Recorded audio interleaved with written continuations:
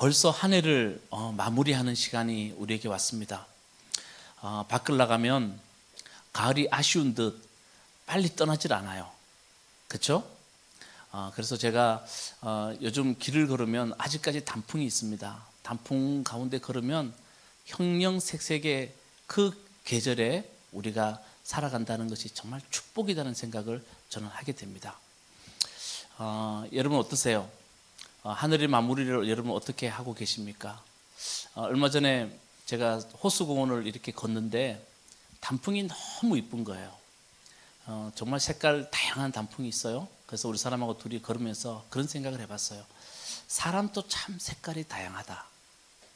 근데 이 다양한 사람들이 함께 모여서 정말 살아간다면, 어우러진다면 얼마나 세상이 아름다울까. 그런 생각도 하게 되고 그런 기도도 하게 됩니다.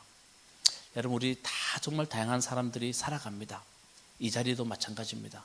근데 우리가 정말 중요한 것은 함께 어우러질 때 세상은 아름다워질 줄로 믿습니다. 그런 생각을 해봅니다. 여러분 혹시 단풍이 어떻게 드는지 아십니까? 왜 단풍이 생기는지 아십니까? 나무는 가지와 잎 사이에 추워지면 떨겨라는 것을 만들게 됩니다.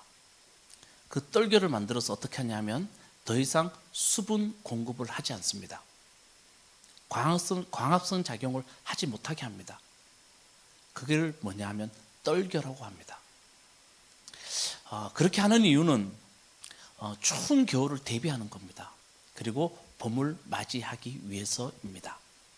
그래서 한 해의 마지막에 나무가 하는 것은 그 가지와 잎 사이에 떨겨를 만드는 겁니다. 그런 생각해 봅니다. 여러분 우리 어떻습니까? 우리도 한 해를 마지막으로 보내면서 정리하면서 우리 삶의 떨겨 같은 질문을 한번 해봤으면 좋겠다. 한 해의 마지막에 우리도 이런 질문 한번 했으면 좋겠다 라는 생각을 말씀을 준비하면서 제가 생각하게 되었습니다. 자, 그 질문이 뭘까요? 너무나 우리가 자주 듣는 질문입니다. 여러분 잘 사셨습니까? 정말 잘 사셨습니까? 우리 옆에 분들한테 한번 질문해 봅시다. 그냥 잘 사셨습니까? 한번 인사해 봅시다. 시작. 잘 사셨습니까? 자, 이런 질문을 하게 되면 우리는 조금 당황하게 됩니다. 저도 마찬가지입니다. 쉽게 답할 말을 우리가 찾지 못하기 때문입니다. 목사님 잘 사셨어요? 라고 말하면 잘 산 것 같기도 하고 아닌 것 같기도 하고 그래서 답을 잘 못 찾겠어요. 근데 우리의 소망은 정말 잘 살고 싶습니다. 근데 우리가 좀 착각하는 것 중에 하나가 여러분 잘 아는 말이지만 잘 산다는 것과 부하게 산다는 것을 우리가 혼돈할 때가 있습니다. 물질이 풍성해야 우리는 잘 산다고 생각합니다. 그런데 여러분 물질이 풍성한 것은 잘 살게 하는 조건은 될 수는 있어도 그게 정의는 될 수 없습니다. 저는 주변에 정말 물질이 풍성하지 못하지만 잘 사는 사람들 많이 봅니다. 그래서 여러분 우리는 충분히 어떤 물질이 부족해도 잘 살 수 있습니다. 아멘. 여러분 이렇게 잘 살기 위해서는 성경은 이렇게 말합니다. 지혜가 필요하다고 말합니다. 성경에서 지혜, 여러분 성경에서 말하는 지혜는 기본적으로 포함되어 있는 것이 기술입니다. 기술이 있어야 된대요. 지난번에 우리 교회 저기 밖에 비가 와서 도배를 새로 하는데 여러분 도배하는 사람들 한번 보셨습니까? 딱 보더니 목사님 여기 몇 평입니다. 그럼 몇 평을 딱 색칠하고 왔어요. 딱딱 붙이면 정확해요. 맞죠? 너무 정확해요. 그런 기술입니다. 지혜라는 말은 성경은 그런 기술처럼 사람에게 능수능란한 지혜가 필요하다는 겁니다. 그게 우리가 잘 사는 데 필요한 것이라는 겁니다. 그 지혜가 뭘까?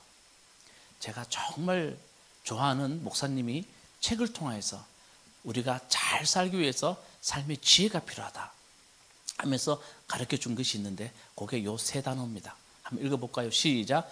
의미, 품격, 아름다움. 요 세 개가 있어야 우리는 잘 살았다고 말할 수 있대요.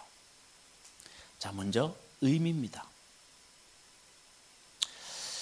그럼 사람이 삶에 의미 있게 산다는 게 뭘까? 그게 뭐냐 하면 왜 사느냐에 대한 답입니다. 당신은 왜 삽니까? 라는 그 질문에 대한 답이 내 삶에 의미 있게 산다는 겁니다.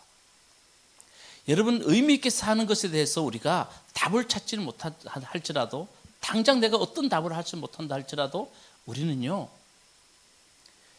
의미가 있어야 삶을 지속 가능하게 살아갈 수 있습니다. 여러분, 우리도 잘 모르지만 계속해서 우리 삶에 우리는 의미를 부여하고 살아가요. 어떻게 하든 우리는 여러분의 삶의 자리에서 의미를 부여합니다. 그게 없으면 삶은 지속 가능하지 않다고 말합니다. 혹시 들어보셨습니까? 삽질. 혹시 들어보셨습니까? 누가 엉뚱한 일 하면 여러분 뭐라 그래요? 좀 이야기해서 뭐 한다고요? 삽질한다. 여러분, 사람에게 가장 고통스러운 게 뭐냐 하면 의미 없는 일을 시키는 거래요. 아우슈비츠에서도요, 사람을 고통을 주기 위해서 의미 없는 일을 시키는 거래요. 그래서 땅을 파라 그러고 땅을 다시 덮게 합니다. 여러분, 삽질이라는 말이 뭔지 아십니까? 효율성도 없이 땅을 파괴하는 겁니다. 무의미하게 만드는 겁니다. 그래서 그걸 사람들이 뭐냐 하면 의미 없이 하는 일을 보고, 야, 쟤 진짜 삽질하고 있어. 그 말을 우리가 쓰는 겁니다. 그렇게 해서 사람은 의미가 있어야 살아가요. 그게 없으면 우리 삶이 고통이라는 겁니다. 그러면 우리 삶에 어떻게 의미를 부여낼 수 있을까? 참 중요해요, 여러분. 각자가 삶에 의미를 부여내지 못하면 우리 삶이 지속 가능하지 않다니까요. 그 사람은 밥을 먹고 사는 존재가 아니라, 제가 여러 번 우리 교회에서 말합니다, 의미를 먹고 사는 존재다. 이게 참 중요한 말입니다. 어떻게 하면 우리 삶에 의미를 부여낼 수 있을까? 자, 여러분, 성경을 시작하는 창세기 1장 1절, 하나님은 천지를 창조하셨습니다 라고 시작합니다. 2절 어떻게 기록하고 있는지 아십니까? 창세기 1장 2절 말씀 우리 앞을 보고 같이 한번 읽어보도록 하겠습니다. 태초에 하나님이 천지를 창조하셨다. 땅이 혼돈하고 공허하며 어둠이 깊음 위에 있고 하나님의 영은 물 위에 움직이고 계셨다. 자, 태초에 하나님이 천지를 창조하셨다라고 말하고 난 뒤에 2절이 어떻게 시작하냐 하면 네 단어가 눈에 들어옵니다. 네 단어가 뭡니까? 혼돈, 공허, 어둠, 깊음. 창세기 1장 2절입니다. 이게 무슨 말이냐면 하나님이 천지를 창조하기 전에 하나님의 손길이 닿지 않는 세상은 어떤 세상이냐면 혼돈, 공허, 어둠, 깊음의 세상이었다는 것을 성경은 우리에게 말해주고 있습니다. 다시 말하면 하나님의 손을 떠난 세상의 모습이 이렇다는 겁니다. 근데 이것은 우리 현실로 오면 무슨 이야기를 하고 있냐면 우리의 삶이 하나님의 손길이 임하지 않는 사람의 삶이라는 것은 어떤 거냐 하면 혼돈, 공허, 어둠, 깊음이라는 것을 성경은 우리에게 들려주고 있다는 겁니다. 어떠세요? 이것은 우리의 삶의 현실을 성경이 우리에게 들려주고 있다는 겁니다. 하나님의 손길이 임하지 않은 곳, 우리가 하나님과 함께하지 않는 인생의 삶이라는 것은 혼돈, 공허, 어둠, 깊음이라는 겁니다. 늘 경험하죠. 어떻습니까, 여러분? 세상 참 혼돈스럽습니다. 늘 TV를 틀어보면 세상에 일어나는 많은 일들을 보면 어떻게 저런 일이 벌어질 수 있을까? 혼돈입니다. 뼈 빠지게 일했어요. 열심히 살았어요. 근데요, 어느 날 갑자기 나도 모르게 병이 찾아와요. 내가 감당할 수 없는 병이 찾아와요. 자녀를 위해서 내가 혼신의 힘을 다했어요. 근데 자녀는 내 뜻대로 안 돼요. 가정을 세우기 위해서 열심히 살았는데 가정이 무너져요. 그때 우리는 느낍니다. 공허라는 것을. 어둠과 깊음, 일상입니다. 어디로 가야 될지, 어떤 길을 선택해야 될지 내가 이 사람과 내가 어떤 만남을 가져야 될지, 어떨 때는 정말 어둡고 깊은 가운데 우리가 빠질 때가 있습니다. 성경은 그걸 들려줍니다. 이런 삶에 우리가 질서를 부여하는 것이 성경은 창조라고 이야기합니다. 우리의 삶에 질서를 부여해내야 됩니다. 그래서 창세기 1장 3절에 이 세상에 하나님이 주신 게 있대요. 한번 따라해 볼까요? 빛이 있어라. 여러분, 이게 하나님 주신 선물이에요. 빛이 있어라 라고 하나님이 장엄하게 말씀하세요. 여러분, 이 빛은 뭔지 아십니까? 보게 한다는 거예요. 이런 어두운 세상에, 혼돈과 공허한 세상에 하나님 주신 가장 아름다운 선물이 뭐냐면 빛이 있으라예요. 빛을 선물로 주셨대요. 보게 하신대요. 뭘 봐야 되냐는 거예요. 뭘 봐야 우리의 삶에 의미를 부여할 수 있냐는 거예요. 여러분, 내 자신을 봐야 돼요. 내가 어떤 존재인지 제대로 바라는 거예요. 그래야 우리 삶을 의미 있게 살아간대요. 우리 자신을 모르는데 어떻게 우리 삶을 의미 있게 살아갈 수 있어요? 모든 것은 나로부터 시작된대요. 그래서 하나님 말씀하세요. 빛이 있으라. 그리고 하나님이 우리에게 그 빛으로 보여준 게 하나 있는데, 여러분이 말씀드립니다. 창세기에 우리의 삶의 시작이 뭐냐면 하나님은 우리를 자기의 형상대로 만들어 두셨다. 아멘. 하나님은 우리를 자기의 형상대로 만들어 두셨대요. 무슨 말이냐면 하나님과 우리는 뗄래야 뗄 수 없는 존재로 만들어 두셨대요. 저도 나이가 들다 보니까 머리가 이렇게 조금 빠지다 보니까 느껴지는 게 진짜 우리 아버지 많이 닮았어요. 저 우리 아버지 사진 보면요, 저하고 비슷해요. 동의하시죠? 동의해요. 저기 보세요. 여러분, 닮았다는 게 뗄래야 뗄 수 없는 존재라는 걸 말해주고 있어요. 하나님의 빛으로 우리가 보게 하신 것이 뭐냐면 우리가 하나님과 뗄래야 뗄 수 없는 존재, 다시 말하면 너무나 위대한 존재로 하나님이 만들어 두셨다는 거예요. 세상은 물질과 효율성의 세상이에요. 그 가치로 사람들을 바라봐요. 여러분, 참 답답하죠? 직장에 갔는데 물질적 가치와 효율성이 없으면 우리 쫓겨나요. 사람을 대체하고 있다는 거예요. 근데 성경은 우리에게 말해요. 너 그런 존재가 아니라고. 그 어떤 존재와 바꿀 수 없는, 그 어떤 가치와도 대체할 수 없는 존재가 우리래요. 그걸 좀 봤으면 좋겠대요. 빛이 있으라고 하고 난 뒤에 하나님이 우리가 정말 보기 원하는 것은 바로 우리의 존재의 가치라는 거예요. 하나님이 그렇게 높으신 하나님과 같은 존재로 하나님이 형상으로 우리를 만들어 두셨대요. 그래야 내가 누군지 알아야 삶의 의미를 부여하게 되고 우리의 삶은 아름답게 될 수 있대요. 만들어 간대요. 정말 놀라운 이야기입니다. 그게 창세기 1장의 이야기입니다. 그래야 우리가 세상을 만들어갈 수 있는, 하나님과 함께 할 수 있는 파트너로서의 우리의 존재가 될 수 있다는 겁니다. 저는 교회 다니면서, 물론 교회 다니는 사람들이 문제 일으키는 사람 많아요. 근데 제 주변에 정말 좋은 분들 만나면요, 물질이 그렇게 없고 그렇게 풍요롭지 않아도 자기의 삶을 아름답게 만들어 가시는 분들 계세요. 그분들의 답은 간단해요. 나는 하나님의 자녀라는 거예요. 나는 하나님의 작품이라는 거예요. 이렇게 소중한 존재인데 내 삶을 함부로 내팽개칠 수 없다는 거예요. 그래서 삶을 아름답게 만들어 가려고 노력하고 있어요. 여러분, 그게 뭡니까? 삶의 의미를 부여해내는 사람들이에요. 여러분은 충분히 그럴 능력이 있는 사람인 줄 믿으시기 바라겠습니다.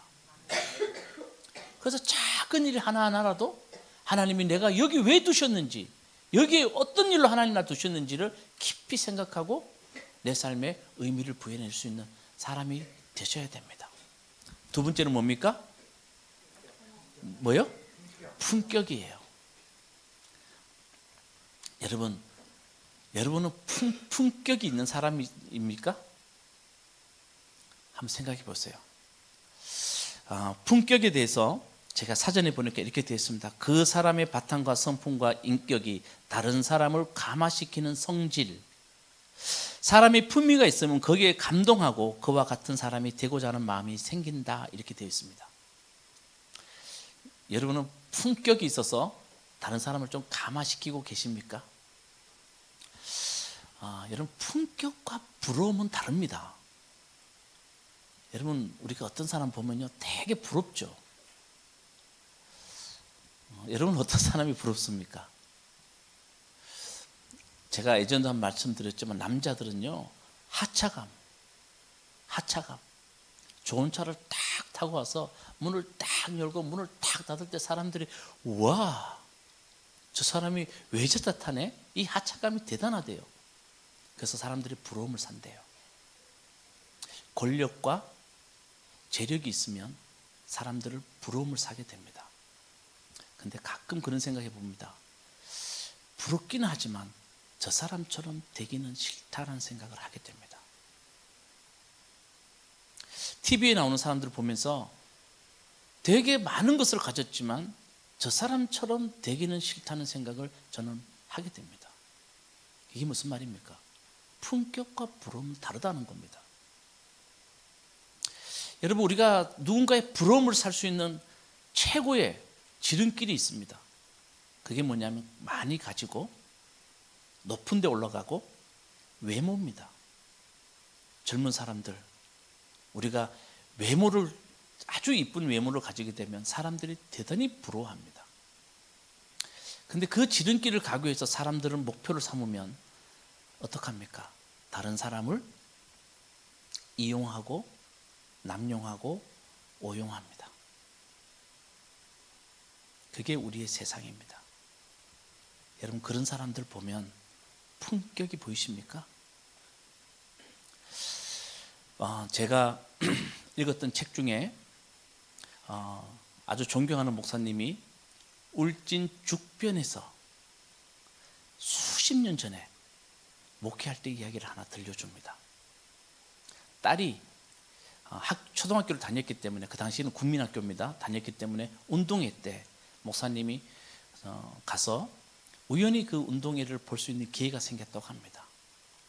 아이들이 달리기를 하는데 5명씩 한 줄을 이루어 달리게 하는데 1등, 2등만 상을 줍니다. 그 당시만 해도 저도 마찬가지입니다. 공책 한 권 이렇게 줍니다. 그래서 달리는데 한 명이 정말 중불나게 빨리 달리더랍니다.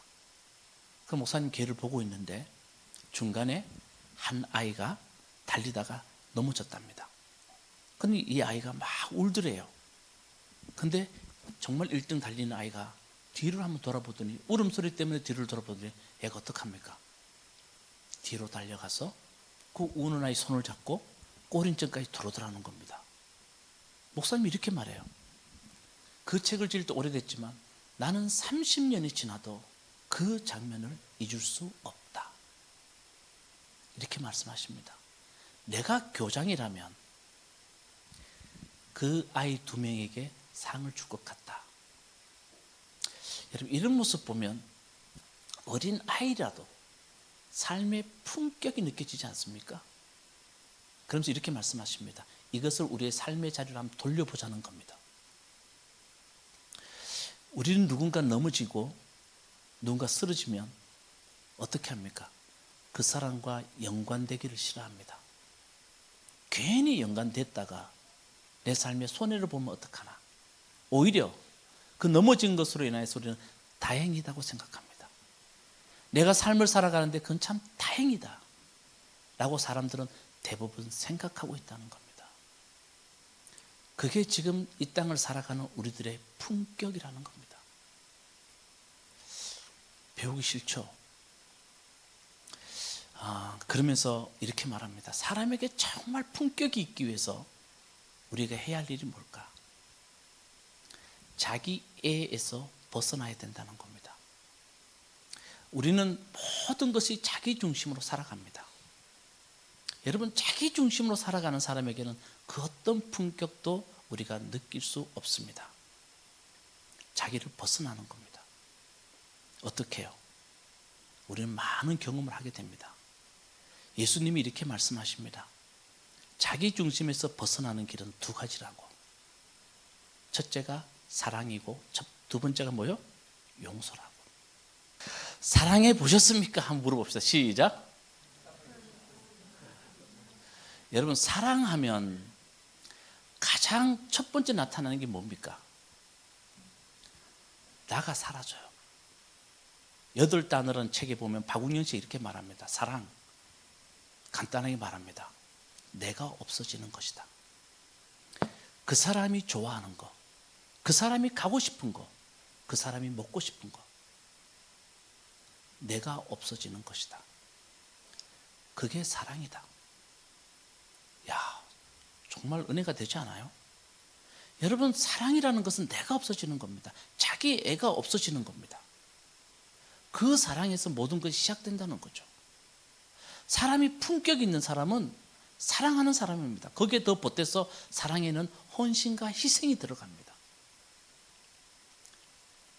그리고 용서합니다. 여러분, 용서도 마찬가지입니다. 용서는 그 사람의 입장에 써보는 겁니다. 저 사람이 얼마나 힘들었으면 저렇게 했을까? 그 사람이 얼마나 삶이 난처했으면 저런 일들을 그 사람이 할 수 있었을까 하고 그 사람의 입장에 써보는 겁니다. 그러면 용서할 수 있대요. 그래서 용서에는 포함되는 게 뭡니까? 공감입니다. 예수님 말씀하십니다. 이 땅에 오셔서 두 가지를 말씀하셨죠. 너희는 내 이웃을 내 몸처럼 사랑하라. 이웃을 몸처럼 사랑할 수 있는 사람이 되어라. 그리고 예수님 뭐라 그러셨습니까? 70번씩 7번이라도 사람을 용서해라. 왜 이런 말씀하셨을까요? 정말 그 사람을 위해서보다는 예수님 우리에게 그 말씀하신 것은 너 삶을 아름답게 하기 위해서는,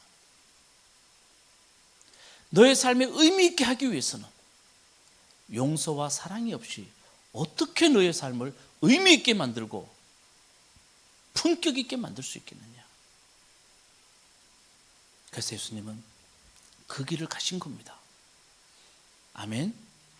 여러분, 좀 우리 정말 이 말씀은 너무나 중요한 말씀입니다. 우리 삶을 의미 있게 만드는 사람, 내가 누군 줄 알고, 그리고 거기에 우리가 자기 애를 좀 버리고 사랑과 용서로 좀 품격 있는 사람 되시기 바라겠습니다. 여러분, 누군가 희생하고 사랑하고 용서한 사람 보면요, 그 사람 곁에 가고 싶어요. 그리고 그 사람의 모습을 담고 싶어요. 그렇죠? 우리가 그런 사람 잘 만나보지 못하는 게 안타깝습니다. 우리 삶을 아름답게 하기 위해서는 그렇게 돼야 됩니다. 자, 마지막으로 뭡니까? 아름다움.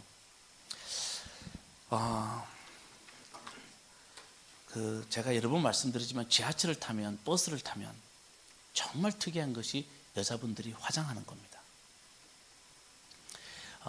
요즘 7번이 생겨서 일산에서 여기까지 오는데 버스가 있어요. 저는 지하철은 좀 이렇게 흔들리지 않아서 화장하는 건 제가 이해되지만, 버스 안에서도 여자분들이 막 이렇게 화장을 해요. 그래서 신기하다. 저 어떻게 저렇게 이렇게 흔들리는 버스에서 화장을 할 수 있을까? 그리고 해요. 자, 아름답고 싶은 것은 우리 모두의 욕망입니다. 아멘? 맞죠? 자, 여러분, 사람은 의미가 있고 품격이 있는데 그 길을 가는 것도 힘든데 그걸 아름답게 하는 게 있대요. 그 사람을 정말 아름답게 하는 게 있대요. 그게 뭘까요? 그게 뭘까요? 간단해요. 따라해봅시다. 감사예요. 저는 지난주도 말씀드렸지만 사람에게 가장 큰 정신을 뭐라 그러냐 하면 감사예요. 삶에 주어진 것들을 받아들일 수 있는 힘이에요. 나에게 주어진 조건들을 감사함으로 받는 것만큼 큰 정신은 없어요. 근데 우리 어떡합니까? 늘 다른 것을 보고 부러워해요. 나에게는 왜 이런 사람을, 나에게는 왜 이런 물질을, 나에게는 왜 이런 삶의 현장을 줬는지 우리는 감사할 줄 몰라요. 정말 삶을 아름답게 하기 위해서는, 여러분 삶을 멋있게 화장하듯이 아름답게 꾸며내기 위해서는요, 반드시 감사가 필요해요. 이 정도 나이가 되다 보니까요, 저 친구들이나 선배를 만나요. 공통점이 하나 있어요. 뭘까요? 하나? 내 나이 정도 되면 공통점이 있어요. 뭘까요? 예, 흰머리도 중요하지만 한 가지 병은 다 갖고 있어요.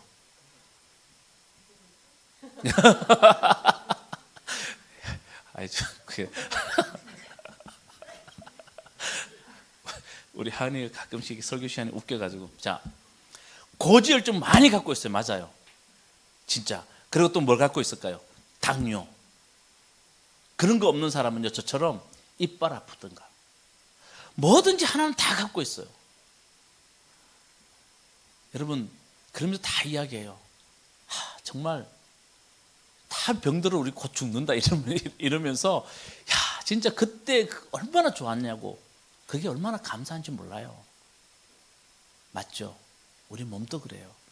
얼마 전에 후배를 만났는데 저를 보고, 와, 형, 왜 이래? 머리가 왜 이래?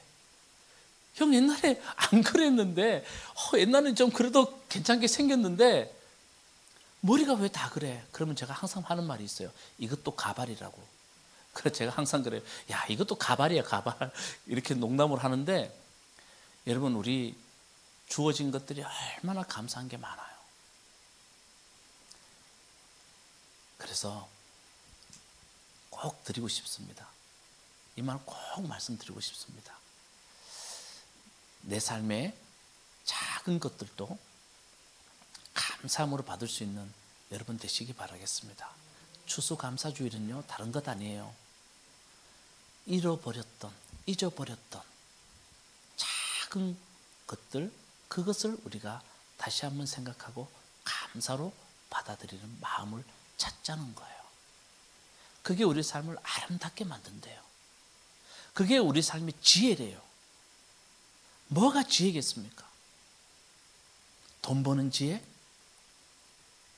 사람을 끌어들이는 지혜? 여러분, 그런 것들 서점 가면요, 수천 권의 책이 있어요. 저는 서점 가면 인문학 쪽으로 가지 않고 그쪽으로 보면 쳐다보기도 싫어요. 주식 투자하는 거, 청년들이 뭐 하라고 하면서 써놓은 책들 안 읽어봤지만 뻔해요. 정말 뻔한 이야기를 해요. 근데 정말 목사로서, 여러분들 성경의 말씀을 연구하는 목사로서 여러분이 꼭 전해드리고 싶은 것은, 가장 삶을 지혜롭게 사는 것은 주어진 삶에 정말 감사하는 마음이에요. 그래서 자녀들 보더라도 좀 부족한 게 있지만, 하나님 감사합니다. 분명히 하나님 뜻이 있겠죠. 아침에 하나님의 열심, 그 찬양을 지하철 타고 오면서 듣는데 얼마나 정말 눈물나게 감사한지 몰라요. 조금 느린 듯해도, 보이지 않아도, 이해할 수 없어도 하나님 우리에게 열심을 내고 계신대요. 얼마나 은혜가 됩니까? 여러분, 우리가 감사할 수 없는 자리에 있다는 거 다 알아요. 이해될 수 없는 자리에 다 있다는 거 알아요. 근데 하나님은 나에게 열심을 내고 있대요. 우리의 자리가 너무 감사의 자리래요. 하나님 주신 자리래요. 그걸 좀 받을 수 있는 여러분 꼭 되시기 바라겠습니다. 그래서 저는 추수감사주일 말씀을 준비하면서 여러분들에게 삶에 정말 지혜가 있어서 삶의 의미를 부여할 수 있는 여러분 되시기 바라겠습니다. 사랑과 용서로 삶의 품격을 부여할 수 있는 여러분 되시기 바라겠습니다. 아름다움, 가장 가장 아름다움은 감사라는데 그 감사로 여러분의 삶을 하나님께 드릴 수 있는 그런 여러분 되시기를 주님의 이름으로 축원합니다.